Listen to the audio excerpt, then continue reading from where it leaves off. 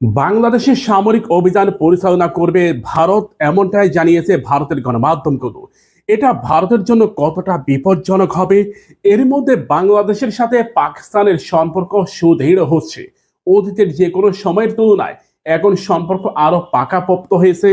ভারত এটা মনে করে বাংলাদেশে অভিযান পরিচালনা করাটা বেশ সহজ। ভারত বুঝি এর আগে কোনোবার ট্রাই করেনি, করেছে। প্রতিবারে ভারত মুখ থুবড়ে পড়েছে।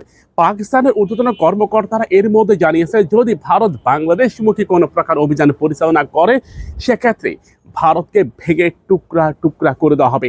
প্রথমত কাশ্মীর দখল হয়ে যাবে, দ্বিতীয়ত সেভেন সিস্টার হাওয়া হয়ে যাবে, এরপর গুজরাট থেকে শুরু করে একেবারে রাজধানী পর্যন্ত বড় ধরনের আঘাত পড়বে। অর্থাৎ ভারত কমপক্ষে 100 ভাগে বিভক্ত হবে।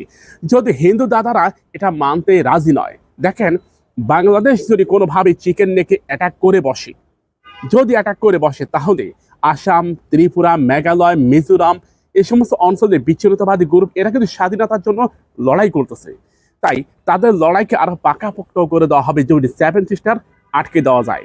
দেখেন, সেভেন সিস্টার এমন একটা জায়গা, এটা ভারতের হার্টবিট।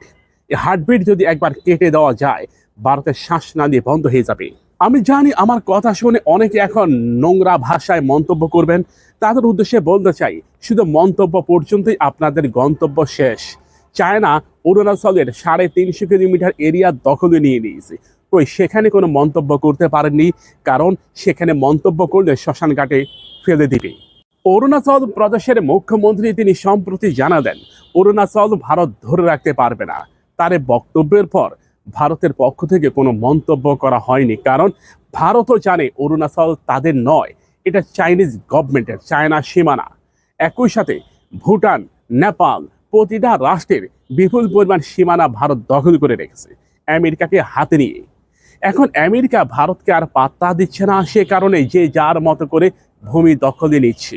চায়না ইতিমধ্যে জানিয়েছে অরুণাচল তারা দখলে নেবে এবং 2026 সালের মধ্যে পুরো অরুণাচল তাদের আয়ত্তে চলে যাবে।